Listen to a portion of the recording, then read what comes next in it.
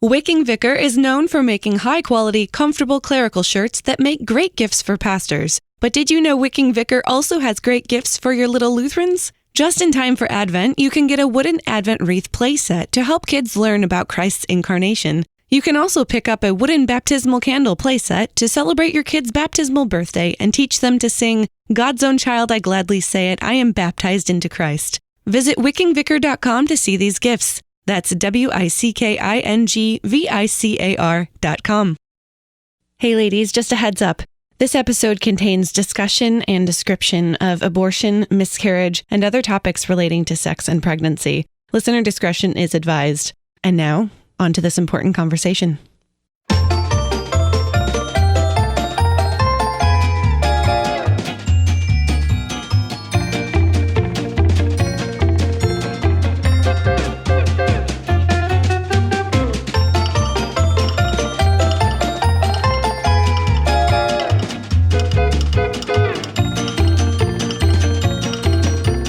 Listening to the Lutheran Ladies Lounge podcast. I'm Sarah. I'm Erin. I'm Bree. And I'm Rachel.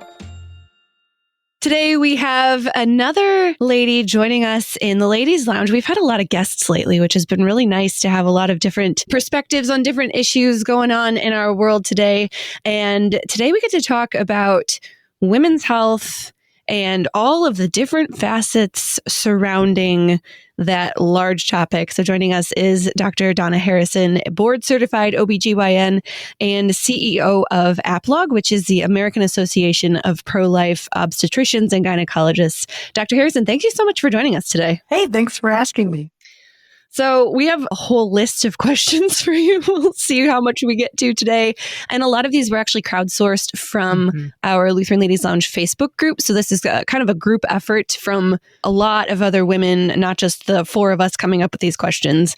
So I hope this is going to be a really interesting conversation. But before we get into any of that, can you share your story with us of how you became an OBGYN? Sure. I'll make it kind of a short story because I could take a long time. But I've always been interested in science, and in college met the love of my life who was going into medical school, and I thought, hey, I could do that. So I applied with him.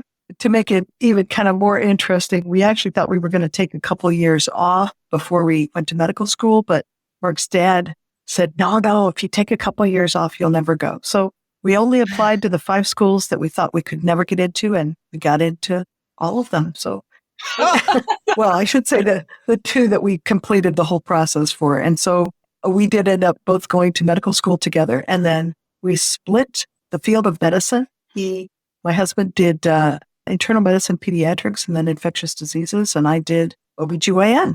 So that's how I became. I fell in love with OBGYN as soon as I saw my first delivery. I'm like, this is the best. Here, the beginning of life coming into the world, not the beginning of life, the beginning of life where we can recognize the baby, and this is where we all came from. And it's just fascinating. And I've never gotten over that fascination. I didn't know we'd be getting a romantic love story. That's amazing. My heart is fluttering right now. You're in love with your brilliant husband, your own field. And you're right. The miracle of life is something that if you get to witness it, it changes you for always, I think. Yeah. Yeah. I was just suddenly thinking about, and now I don't remember her name, but who was our Storytime with Sarah character who was like the frontier doctor? Dr. Bessie! Yes, that's who I suddenly thought of. I don't know why. Bessie A romantic Winkle. love story related to medical. Maybe that's it. Yes. Dr. Harrison, can you tell us what the world was like when you first started practicing as an OBGYN, and what are the big ways in which it has changed since you first graduated from medical school? So yes, I can. So I graduated from medical school in 86, which was a while ago. So that tells you how old I am. But I graduated in 86. And at that time, the training programs really had an emphasis on making a diagnosis, figuring out what was wrong. And the emphasis in obstetrics was less than a 5% C-section rate. That was our goal. So Ooh. 95% of women with a vaginal delivery. So we were well trained in how to help a woman have a vaginal delivery. And the C-sections were reserved for those cases where you just really couldn't do it.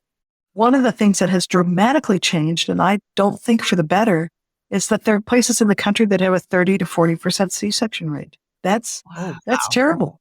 There are ways to help a woman be able to have a vaginal delivery and not have to resort to C-section. But I think that's one of the ways in which I think obstetrics has not improved. And then the other thing that's happened in obstetrics is there was a vision, even though it was after Roe versus Wade, there was still the vision in obstetrics that you had two patients, and we were quite proud of considering the human being in the womb as our second patient. So yes, we have the mom there, but we also have the baby, and any decisions, considerations were made with both of those people in mind.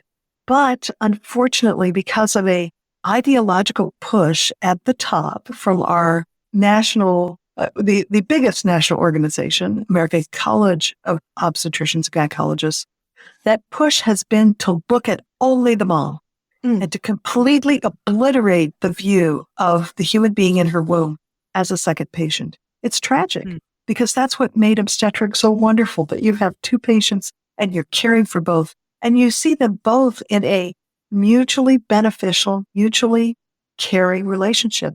Now the view is that somehow pregnancy is a disease that needs to be eliminated. And I think that's a huge impoverishment that's happened in obstetrics and gynecology. Yeah, I think I've seen that too in my own life. When at the first prenatal visit, you're sat down and they ask, the nurse pulls out her clipboard and starts going through the questions and wants to know immediately, was this pregnancy planned or unplanned?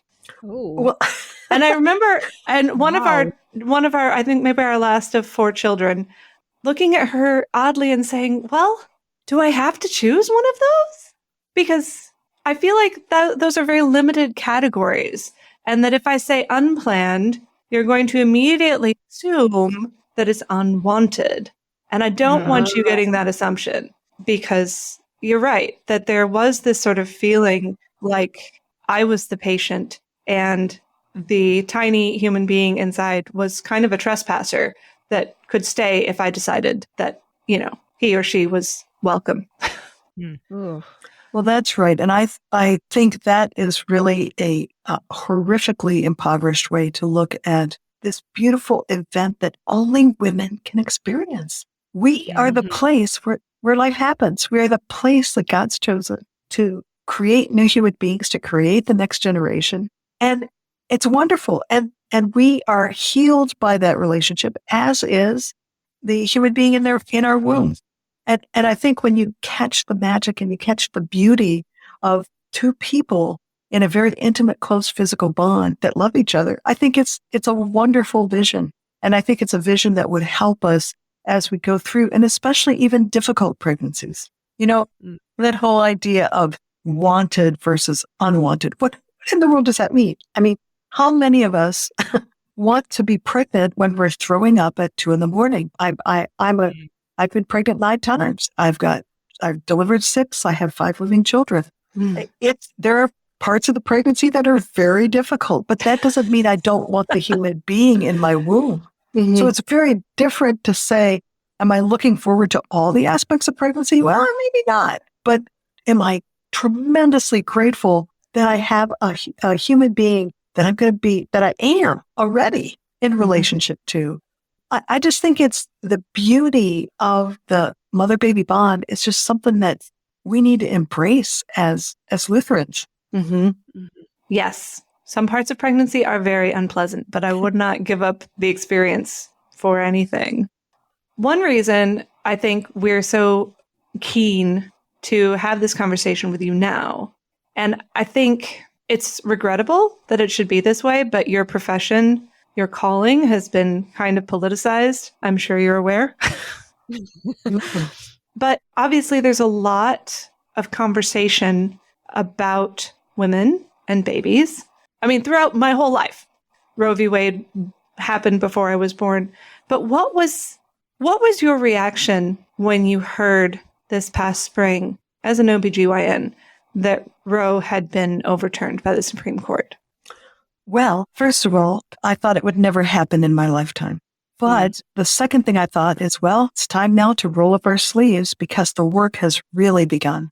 And I knew that with Dobbs overturning Roe, it's not that abortion was made illegal. As a matter of fact, what happened is that with Roe, 50 years ago, the conversation about whether abortion was a good thing or not that was happening in all the states was shut down. And Roe put a stop to any further conversation, saying you cannot make any laws that protect this human being in the womb, period. And the reason they did that is through a second decision that was issued at the same time called Doe. Roe and Doe were issued at the same time. So Doe versus Bolton defined health. And Roe said you have to have a health exception all through pregnancy. Well, when Doe defined health, they said it's any physical, psychological, social, familial, or any other reason. So Doe is what actually legalized abortion throughout pregnancy. And we're currently having this discussion not in one place now, but in 50 places, in every state in the union. So I knew that the work of AAPLOG, American Association of Pro-Life OB-GYNs, would multiply by 50, and it has. So we're being called on to give a pro-life OB-GYN second opinion to ACOG, because ACOG is rabidly pro-abortion. I mean, insanely pro-abortion. And we're being called on to give a balanced scientific opinion as to what happens with abortion for moms and what happens to the human being in their womb. And now we're in pro-life states, we're being called on to defend and to explain, what abortion is. And in pro-abortion states, we're being called on for the same thing, but to challenge laws that are being passed that are even more radically pro-abortion. I actually have a question that I'll ask sort of along those lines of like terms and that sort of thing. And this came from one of the people in the Facebook group. When you use the term abortion, is there more than one definition of that? For example, a medical abortion, how you would use that term in the medical profession versus how we hear about it used in the news and the media. And is there any difference to how, for example, how we as just Lutheran lay people understand the term abortion? And if there is any nuance there, do we use any different terminology in cases of, where a baby would die before birth, or ectopic pregnancy where it can't come to term? Do you use the same term for everything? I don't know. I guess I want to get into some vocabulary before we go any further. That's a great question. What is abortion? I am so glad you asked that question, because one thing that we were not prepared for was the absolute insanity and misinformation and confusion that's being spread around right now. So when you talk about abortion, there are actually about 16 different medical definitions. Okay. So it's a terrible term in terms of trying to be clear about what you're talking about. So when the states like Texas ban abortion, they're very specific as to what they're banning. And what they're banning are procedures that are done for the specific purpose of killing a human being in the womb. And what is not an abortion under for example, the Texas law, they explicitly say treatment of a miscarriage is not abortion. Treatment of an ectopic pregnancy is not an abortion. Use of contraception is not an abortion. So, and separating the mom and the baby in order to save the mom's life is also not an abortion. So we have to be absolutely clear about what we're talking about. I think a better terminology for us to be using is the term feticide, because people understand homicide, fratricide. Okay. And what we're talking about is a procedure done for the purpose of feticide. Why can I say that? There's two legal reasons. One, when the partial birth abortion hearings were being held by the Supreme Court, they asked the abortionists, why do you deliver this baby all the way to the point where the head is the only thing left inside the mom? Why didn't you just complete the delivery? And the abortionist answered, because the product we're paid to produce is a dead baby. That's the product we're paid to produce. And to underline that, the second point is that if an abortion, as we use that term in common speech, if an abortion is done after the baby can survive outside the womb, say 32 weeks, and the baby's born alive, it's a failed abortion. The separation from the mom did not fail to occur. What failed to occur is the baby failed to die. So in order to think about abortion, what you have to do is think about pregnancy in two different categories. One, when a baby can survive outside of the mom's womb, that's at 22 weeks or after, then there is zero, zilch, nada reason to ever, under any circumstances, do an abortion, because you do a delivery.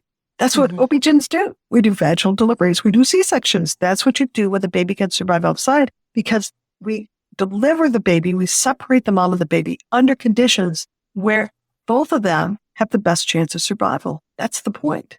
Now, before 22 weeks, when the baby can't survive outside the womb, you have situations where you do have to separate the mom and the baby, knowing that the baby's not going to survive. But if you don't, the mom is not going to survive. And if the mom doesn't survive and you haven't separated, the baby doesn't survive either. So you lose two or you lose one.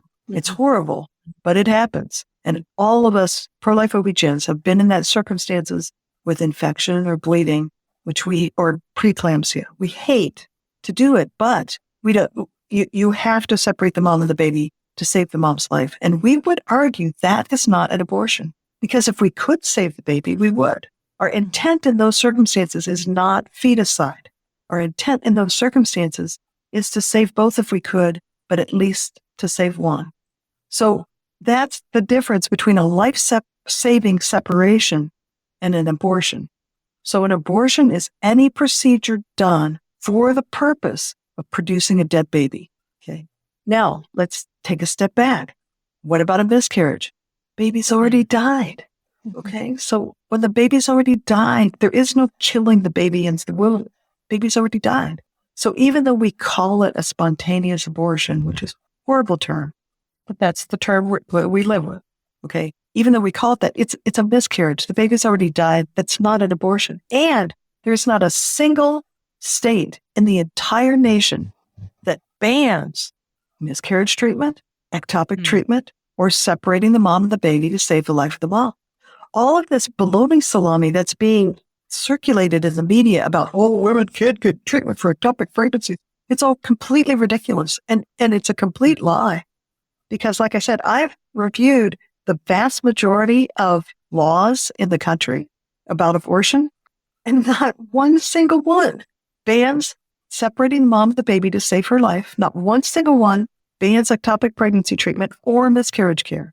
What these laws ban is very explicitly procedures done to kill a living human being in the womb for the purpose of killing that living human being in the womb.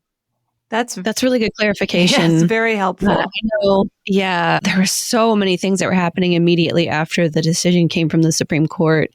So much of that misinformation that you were talking about with all of these stories, whether or not they were true. I mean, it's social media, so it's hard to tell sometimes what actually is true and what people are just making up.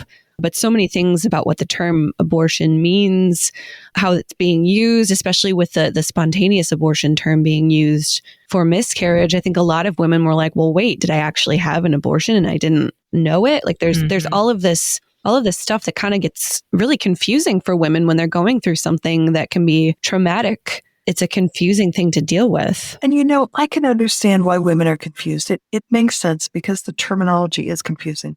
But there is no reason for a physician to be confused. There's a reason we went through 4 years of medical school and 4 years of residency. Yeah. And especially OB-GYN training, it is to think very clearly about both the mom and the human being in her womb and how we treat them. So there is no excuse for a physician not acting in an appropriate way. Mm-hmm. How do you, as an OBGYN, communicate this to patients who would come in confused, who may have, soaked up misinformation about the nature of pregnancy? Have you been asked to perform feticides? And how do you handle that? Yeah, so it is very hard for women. And my heart goes out to the women who are listening to social media or the regular media and thinking that, oh my goodness, did I have an abortion? But the fact is, if your baby died in your womb, then that's not an abortion as we speak about it. It's a miscarriage. And the huge difference is there's nothing you did to produce that miscarriage. If you have an ectopic pregnancy, that is not an abortion. That's a situation where you had to be separated from your baby because ectopic pregnancies grow and then they rupture and then you both die. So in those cases, and if you have a situation, and I know this has been around the media, where you were hemorrhaging, or you had a bad infection, or the baby started to come, without anything that you did, that's not an abortion either. That is situations where you have to be separated from the baby, again, with infection or bleeding or where there's life-threatening situations. We have no choice. We have to try to save you. And if your baby isn't beyond 22 weeks, there's just really nothing that we can do to save the baby. So I try to explain that to women, especially women that are hurting and confused. And I think it's something that we would do well to be able to explain to our sisters in the Lutheran Church, so that we relieve them of a guilt that they don't have. There's nothing. They're not guilty for an ectopic pregnancy or a miscarriage. And by relieving them of that guilt, we free them to come forward and let us grieve with them. Right. Yeah. Right. Exactly. It isn't a guilty, shameful thing. It is an incredibly sad thing. But those sadnesses can be born together, ideally, in the church. If I could say one more thing, I think even in cases where women have had abortions and they knew it and they intentionally had an abortion, there is so much pressure on women to abort.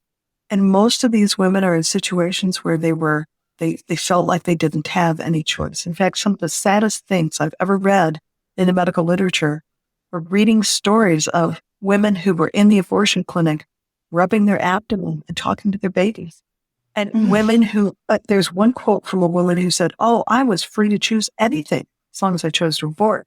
So this is not what we understand. I mean, if you've never had an abortion, an abortion in the terms that I'm talking about, the intentional destruction of a human being in the womb. If you've never had that, then it's tempting to say, "Oh, how could anyone ever choose it?" But if you think about the life circumstances of women who do choose to abort, most of the time, they feel like they don't have any other choice. They just feel like they can't face this baby alone. And in fact, I think this is some place where the church really needs to step up. And we really need to do some soul searching about how we talk to our kids about what life's about. Because if you look at situations where women choose to abort, almost all the time, they're by themselves. They don't have the father of the baby around. Either he's not physically around or he's not supportive, or they're in a situation where they have been intimate and now they're pregnant. And what are they going to do? They don't feel like they can bring this baby to birth and raise this baby. So we need to be talking about the heroic decision to adopt, the heroic decision to continue this pregnancy and then surround these girls with love and compassion. But we also need to talk to the girls in catechism and the guys in catechism to say, look, the purpose of sexuality is to bring new life, the next generation, into the world. And so before you have sex, you might want to think about the context and why have we been given this gift of sexuality? It's to bond us together in a lifelong relationship, one man, one woman, and to have a family. That's why we've been given this gift. So if we abuse that gift, it just brings death and sadness. And I think we might want to consider teaching that a little more in catechism class so that our kids aren't confused about why we have this gift of sexuality. And this is one of the things that has really saddened me in the OB-GYN profession is the view of pregnancy as a disease. Pregnancy is not a disease. It's that human being's a gift. Yeah. And the circumstances of the gift may be imperfect, but that baby is still a gift. That human being is still a gift. And I think we need to kind of think about what does being gifted with children mean? And if we care about those people that the Lord has given us and put the closest in our life then maybe we would think about the context under which we're receiving that gift. What are some ways we can, maintain that balance between teaching morality and what we believe about the sixth commandment and all of these biblical teachings about sexual purity and refraining from sexual immorality and the right understanding of that, but at the same time demonstrating that we do believe that children are a gift regardless of their circumstances, and forgiveness and mercy that happens to maybe the way that the child was conceived, but not the child itself? Yeah. Well, that's a theological question, and it's probably beyond what I can tell you as a physician of what. But maybe just as a Lutheran lady, I mean, your own perspective on that. Yeah. How do you wish that conversations in the church about sexuality and abortion and childbirth, how do you wish that they were maybe different than they are? Yeah. Well, I'll have to tell you, I'm spoiled. I was at my kids were raised in Pastor Suckwich's church in South Bend, Indiana, and that's a good church. It is a good church, and he was very forthright in catechism class, basically saying, the reason that God gave us this gift of sexuality is because he loves us and he puts us in a context where we can love each other. And if we abuse that gift, then we get in situations where we hurt each other. So to have sex outside of the context with the safeguard of a mutual, loving, protective relationship is to hurt ourselves and to hurt other people, including the people we have sex with and the children that are conceived. So I think we have to wrap our head around, what does it look like to live in love? And I think living in love isn't just being nicey all the time. I think living in love involves, self-control. And let me take it out of the context of sexuality, which is always a difficult one. What if we were talking about gossip in the church? Okay. Breaking the eighth commandment, the putting the best construction on things. Wouldn't it be good for us to teach that we put the best construction on things, because to not do that hurts our neighbor? And I think if we took it in the same way, to have sex outside of marriage, outside of a committed marriage, hurts our neighbor, hurts all of our neighbors, and it even hurts ourselves, because it makes it more difficult. If you look at the studies of people who have had multiple partners, what you find is that the people who have had one partner in their lifetime have sex more often, enjoy it more for a longer period of time than women who have multiple partners. Because when you make that intense bond and then you break it and you make another intense bond, it's not quite so intense. And then you break it and then you make another intense bond. It's not quite so intense. And then you break it. It becomes difficult to do the kind of bonding that was meant to happen, one man, one woman for life. That's a beautiful vision. Going back, because I know our listeners are going to be very keen to hear us talk about this, with everything that is on our ballots for this fall, what would be your best case scenario for what happens in our country? And so two versions of this question. First version is, how do you see the Roe v. Wade story ending? And how would you like to see it end? Which I realize are two very different questions. Well, let's look historically at slavery. Yeah, I don't know how many of you have seen the movie Amazing Grace about William Wilberforce. No. It's on my to watch list, but I have not seen it yet. I'm showing my age. It's an excellent movie. And what happens at the end of the movie is that the slave trade is outlawed. And that's in the 1800s. Okay. But was slavery ended? No, we had to actually have a heart change for that to end. Okay. So in states where you see laws against abortion, you're also going to see a whole bunch of women who are tempted to use self-abortion, pills that are available on the internet. So what has to happen is there has to be a heart change where we actually value that human being and the woman. We value our family, and we value the suffering and the self-sacrifice that it takes to make a family work, because the only thing worse than living with another sinful human being is living with yourself also, who's another sinful human being. So two sinful human beings living together, it's tough, but boy, can it be beautiful. And to embrace that beauty and say, wow, God may gift us with more human beings because he loves us. And so I think it's going to take a heart change, and I think it's going to take a change of attitude in the Lutheran Church, in my church, because I'll tell you, unfortunately, sometimes the attitude can be kind of challenging. And I'll give you a personal story. Yes, so please. When I had my first baby after about 4 or 5 years of infertility, I was delighted. I had lots of people saying congratulations. And when I had my second baby, people were happy. When I had my third baby, people were saying, don't you know how that happens?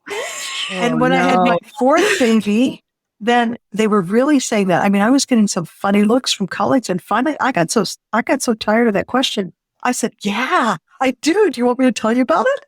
And, that kind of shut people up. So I think the attitude is that, well, one's great and two's okay. But after that, we need to stop, say no to this gift.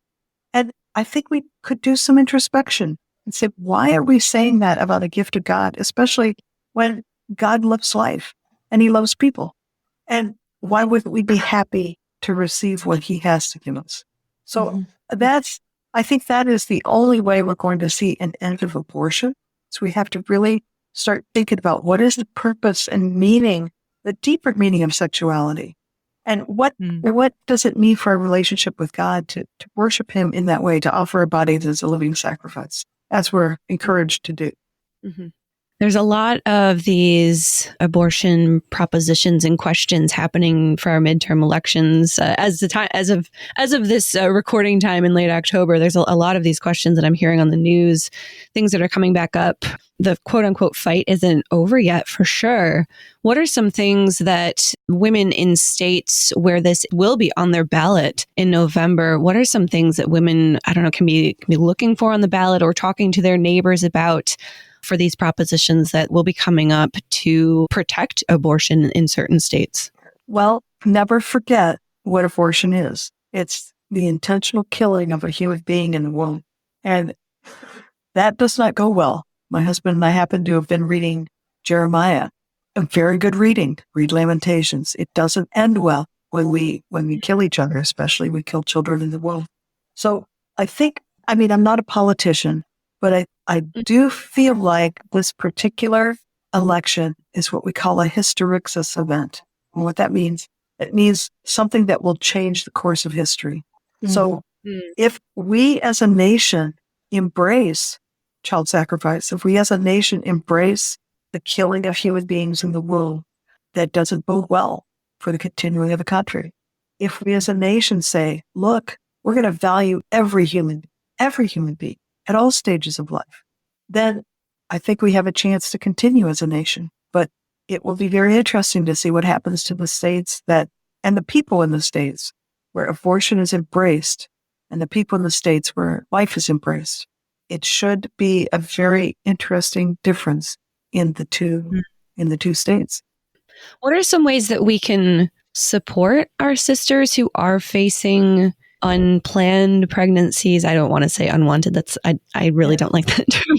But unplanned things that they weren't expecting to face in order to kind of change hearts around us so that we can create this culture of life with the people around us. Because, we've talked about it already, that so often it's a view that we have of like, oh, this is going to be too hard, so I can't do it. Yeah. And we hear that so much from the media. What are some ways that we support our sisters and really be involved in local pro-life efforts in order to build each other up? I think the first thing you should do is give her a big hug and say, I'm so happy for you. And you know what? I'm going to be here with you. I know you may feel alone right now, but I'm going to be here. And here's my number. And you call me 24/7, 365, because I'm going to be here for you. And I'm happy for you. And I want to support you. And I want you to know that you don't have to end the life of your child. We can walk through this together, whatever you choose as far as giving the baby up or keeping this baby. I'm here and I'm going to help you. And then you have to carry through with it. So the difference between women who carry their babies in a difficult situation and the women who don't is despair. And the culture is breathing despair. You can't do it. You're not good enough. You're not blah, blah. They breathe despair. And we have to be breathing hope. We have to be breathing joy. We have to be breathing life. And I say that and mean it. I know that these situations are tough. Believe me, I spent a couple of years as a child sexual abuse counselor, examiner for the local county prosecutor's office. There are some horrific stories, but there's a human being behind that story that doesn't need to be told to despair. She needs to be surrounded with people who love her, who care about her, who really honestly will be there for her. She may need a place to stay. She may need a job. She may need vocational training. She may need just a friend. And we've got to look and be able to see those things. But there's one other big thing, and that was brought out by a study that was done by CareNet. And they asked women who had chosen abortion a bunch of questions. And one of those questions was, how long was it between the time that you got your positive pregnancy test and the time you decided to abort? What do you think? It was 24 hours. And between getting the positive pregnancy test and carrying out the abortion, what do you think? It was a week. So what that means, and about a third to maybe more than a third of women were actively attending church at the time that they decided to abort. Now, that means she's going to be at church once. Who is the woman in your church that she's going to talk to? And I mean, maybe she could talk to the pastor. Maybe she could, but the overwhelming likelihood is she probably won't talk to the pastor. So can we identify in the church one woman who can keep her mouth shut because gossip kills? And if we can identify one woman in the church before anybody's pregnant to say, hey, look, if you're facing a crisis pregnancy, come talk to me. Here's my number. And it's got to be someone who's respected. But we have to identify someone so that if she's in church once, she can know, I could always talk to Jane. I could possibly talk to her. And that, that at least gives her some human connection to somebody who won't encourage her to despair. Because that's what the abortion industry feeds off of. They feed off of despair. Mm-hmm. So with that, I'm just thinking more practically, is that something that, that churches do periodically, like at the beginning of worship, like announce that, like, hey, Jane, can you stand up so everyone can see you? Okay, raise your hand, Jane. Her number's in the bulletin. You put it in the bathroom. Like, how do you practically do that? Do you I'm chit-chatting with, the young woman. I'm like, by the way, if you ever have a crisis pregnancy, let me know. Feel free to let me know. I don't know. I feel like to an extent, I think a lot of times people struggle with practically, yes, what you describe is, it makes sense, but practically, how do you get to that point where people know who that person is that you can call and reach out to and so forth? I think it's going to be different in different churches. I can tell you that the women's social networks, people know who to go to for an abortion. They know which women are going to supply them with drugs to abort. So I think it almost has to be, what's your social network in there? Is it appropriate to say, at a huge church with some assistant pastors, hey, Jane's the assistant pastor's wife, and if you ever need to talk with her about something, I think it's going to be different. But I do think we have to talk about it.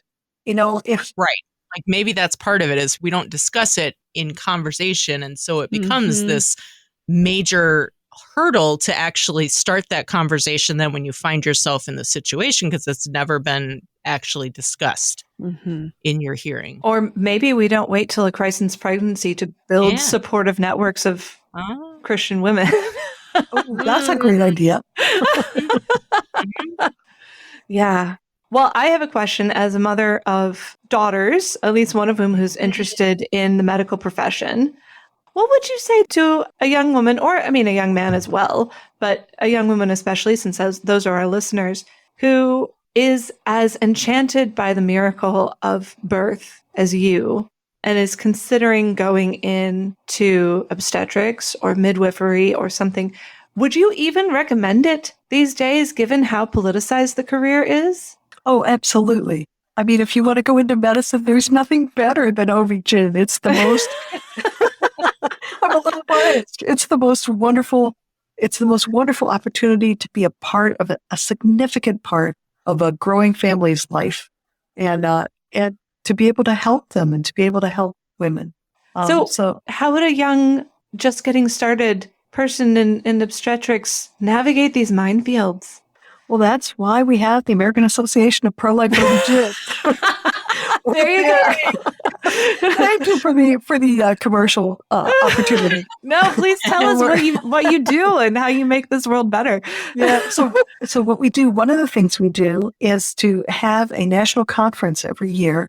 Our next conference is coming up in February, and we offer a full ride scholarship to medical students and doctors in training and residency to come. We cover your airfare, your conference costs, and your hotel so that you can come and meet other OB-GYNs who are, and not just OB-GYNs, also family medicine docs and doctors who deal with reproductive health issues, so that you can meet doctors who are making it and who are inspiring, and you can get information about how to think and speak about this issue. Because as a pro-life medical professional, whether it's midwifery or OB-GYN or family medicine, you have to know the pro-abortion arguments better than the pro-abortion OB-GYNs. And so what we equip you to do is to be able to give an evidence-based defense. You can say, well, I hear that you want to suggest abortion in this case, but what evidence do you have that doing an abortion actually improves the life or health of this woman?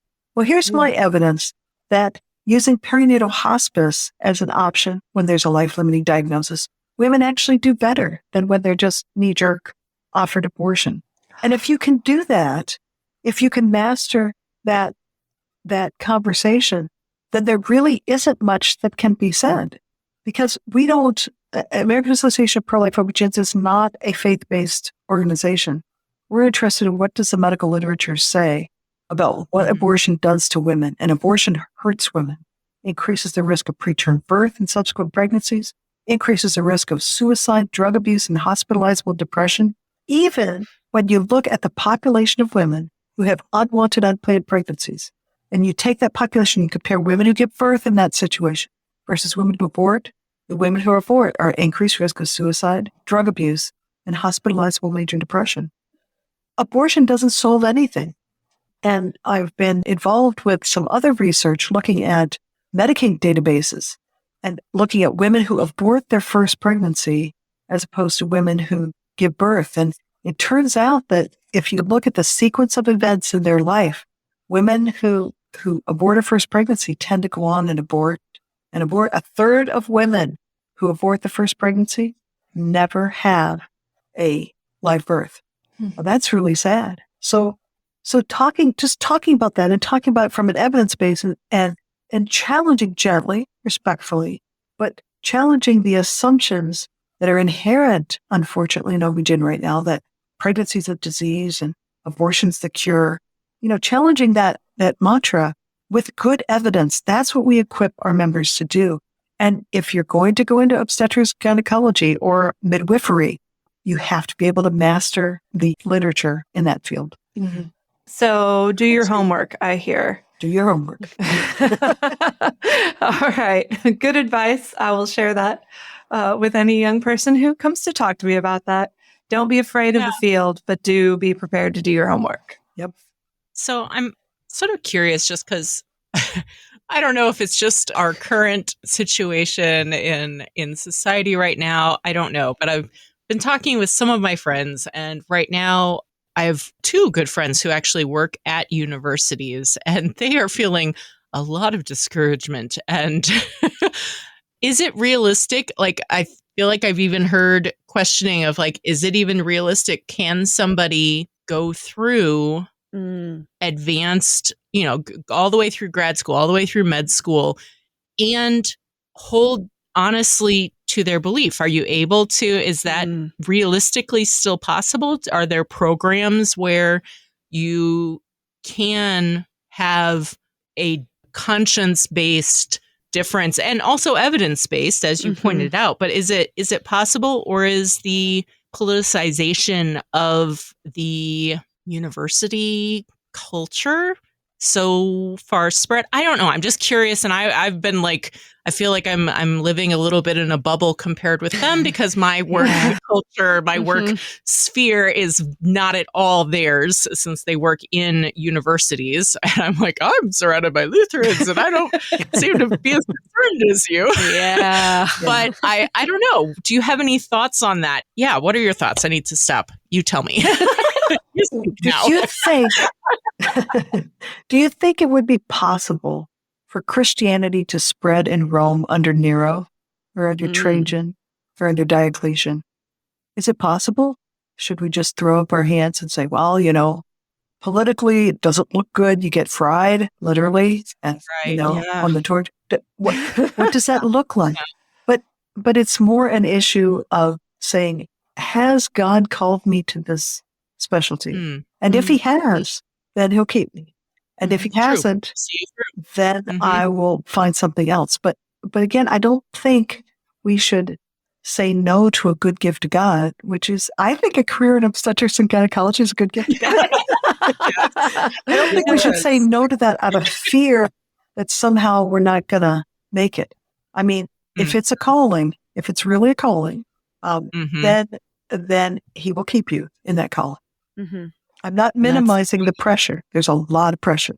Yeah. Well, I think this is just very outsider view, but having a good tribe of people around you in your church and even online communities, I think, is just very helpful when you have attacks coming at you from all kinds of places. Having a tribe you can lean on is just kind of crucial with a lot of vocations today, not even medical field, but a lot of vocations where people work outside of the church. Like, I don't know, most people, like the four of us, that's really helpful to have. And I want to ask you, for people who don't maybe have access to medical literature or can't decipher it because they don't have that kind of background, with all of this misinformation that's coming around that we get bombarded with, are there resources for like regular people like me to be able to reference when we're trying to have a conversation and our points are just being shot down by somebody with an opposing view? Are there resources we can access to help us with this evidence-based knowledge and resources to combat the misinformation that we just keep hearing? Oh, I'm so glad you asked. You can go to our website. AAP, A is in alpha, A is in alpha, P is in Papa, L is in Lima, O is in Oscar, G is in golf. So AAPLOG.org.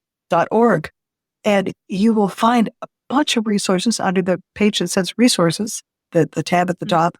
Committee opinions, practice bulletins. Yes, they are mostly written on the level of physicians or medical practitioners, but also lay people can read them and understand. And also follow us on social media. We have a lot of information that we share all the time, including our abortion myths versus facts document, which is really good. So please join us. Well, we will include links to those in the show notes for sure. And probably also in our Facebook group. I have, I guess, a big question. Erin's question sort of reminded me that we had yet to ask this. We have had most of our conversation with staying sort of within the pro-life bubble, right? How do we as church ladies support one another? How do we, combat the misinformation in our own minds? But what do you do when you're talking with somebody who is pro-choice and nothing you say is probably going to change their minds about that position? How do we have those conversations with people who may never agree with us? Well, that's like half of what we do. We exhibit at some pretty hostile conferences. And so when approached by an OB-GYN who is pro-choice, I'd say, well, you're pro-choice, I'm pro-life. But what about informed consent? What about actually telling women what the consequences are? Could we agree that every woman should get the information about what abortion does to her? And can we agree on informed consent? Can we agree that babies that can survive being separated from their mom should not be killed, but rather delivered? Can we agree on that? I mean, those are some pretty basic things. Could we agree that it's really wrong to deliver a living baby and then sell its body parts? Can we agree that that's really awful? There are things that we could agree on, even if people are pro-choice. What a lot of times, pro-choice can be as nebulous a term as pro-life. All right. So when you say pro-choice, what is it that you're saying? Are you saying that women should have the ultimate decision as to whether or not they're going to allow this human being to grow in their womb? Because that's really what a lot of pro-choice people are saying. Okay, should they have that choice after the baby's born, when the baby keeps them up at night? Should they also be able to decide at that point whether or not this baby should continue to live? At what point do we say, yes, we as a society know this is tough, but we're going to surround you with support?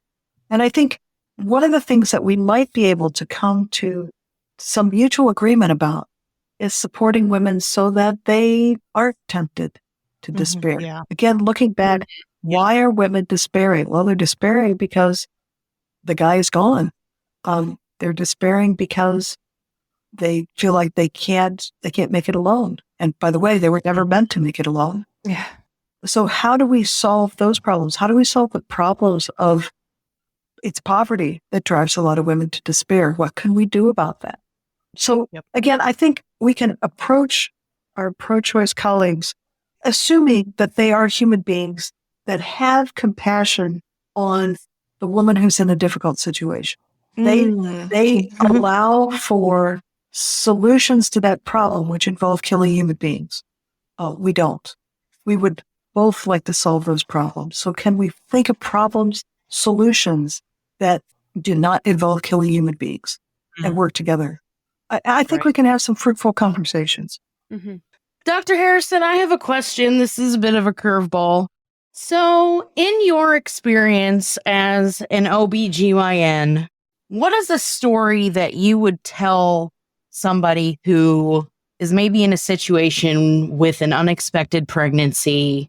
What is a story that you could tell as an OBGYN that has filled you with so much hope that you would share that account with the woman who has come to you in anxiety to sort of give her that same measure of hope? I love this Wow, question. I would have to think about that a little bit. If it were a situation where she's been told this baby has a life-limiting diagnosis and isn't going to survive afterward, I would tell her this story. I'd tell her my story, which is that I had a son who was born with a congenital heart disease and he died. And then I got pregnant again with another son, and the ultrasound showed same congenital heart disease, that he was going to die. And, my OBs knew very well my position on abortion, so that they did not offer that to me. But I'm sure had it been somebody else, they would have offered to terminate that boy's life. 2 ultrasounds, had the same problem. And he was born and he didn't have a heart problem.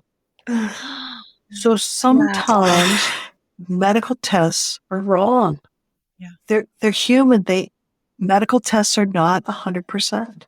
Oh, give some room for mercy. If it were somebody who was anxious about being pregnant, I would ask them, have you ever been really, really anxious about something? And then like after you sleep and you eat and you take a break, then you come back and the problem isn't quite as bad as you thought at first. Well, learning about pregnancy when you weren't expecting it is kind of like that.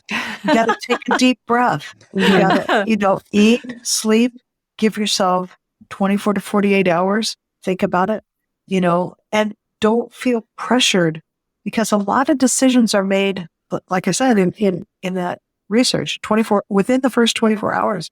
That's deer in the headlights decision making. Yeah. And you don't have to be deer in the headlights. This is an irrevocable decision. You're not going to go back and undo it. So give yourself some time to really think it all the way around. Give yourself some time to get over the shock, and so that you can, like breathe. And that's what I would encourage her to do. Oh, yes. Thank you. And that's wonderful advice. I've probably shared this story before, but I've told my oldest daughter, she knows this truth. When I found out I was pregnant with her, I bawled in the bathroom because it was a curveball mixing metaphors, curveball out of left field. It was not what I needed or wanted in my life right then, but she has been such a gift. Yeah. And all it took was a good cry and a good night's sleep. And I woke up the next morning and I was like, okay, I'm a mom. Let's do this. Yeah. So I love what you say about that 24 hours because it is such an important thing to just catch your breath. Mm-hmm. Mm-hmm. Yeah. Oh, I'm so grateful. I'm going to be crying here in a minute. Sorry. As we're wrapping up our time, Dr. Harrison, is there anything else you would like to share with our listeners, all of these Lutheran ladies in our community, about these women's health issues or Roe v. Wade, or just, encouragement as we enter midterm elections, all of these things that are all boiling around us? Spicy. Right, yeah. I think we've got to remember we really do serve a big God. And he's really able to help us. And I think now is no time to shrink back from being vocally pro-life, but pro-life with compassion and pro-life with, understanding, but still not shrink away from not killing human beings in the womb as a solution to a social problem. So hang in there. Please keep working. This really is probably one of the most important elections the country has ever faced in its entire history. So I'm just hoping and praying that it will turn out well and not badly. Mm-hmm. Okay, before we close, I just have to say I opened my email and the evening edition of the Virginian Pilot, a newspaper I can't seem to unsubscribe from. The headline is, Biden in speech aims to keep abortion top of mind for midterms. Oh, right. That was happening today. So I forgot about that. You talk about us serving a big God. This conversation could not be more important right now. Yep. Oh, so thank you. Well, thank you for having me on. Yes. And we will share the links to AAPLOG in the show notes for ladies to find all of the wonderful resources that you guys have there. So Dr. Harrison, thank you so much for joining us today on our podcast. Thank you very much. Ladies, please join us in our Facebook group. We'll be sharing some additional posts about all of this as well, especially as we head into midterm election season. I'm sure all of you are already tired of all the political ads. I know I am, but we're going to talk about some stuff because this is an important conversation to have. Join us there in our Facebook group, the Lutheran Ladies Lounge. You can also follow us on Instagram at Lutheran Ladies Lounge. We'll have similar conversations happening there as well. If you aren't on social, but you'd still like to get Lutheran Ladies Lounge in your email inbox, you can sign up for our e-newsletter. Find out how to do that in the show notes for this episode, or you can just send us an email, lutheranladies@kfuo.org, and we'll make sure to get you signed up for that e-newsletter. You can find all of our episodes at kfuo.org/Lutheran Ladies Lounge, or on your favorite podcasting app, or on the KFUO radio app. You're listening to the Lutheran Ladies Lounge podcast. I'm Sarah. I'm Erin. I'm Bree. And I'm Rachel.